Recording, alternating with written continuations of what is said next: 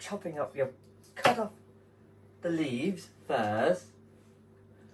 So then you could dice up the stem bit first, because they're both got good use. This one is like celery, where this one is like spinach.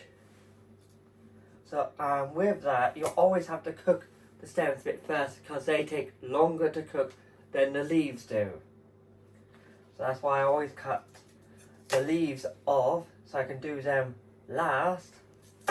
I'd always dice up the stems first. There.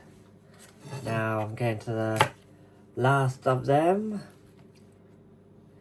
I can then start dicing up the stems, and then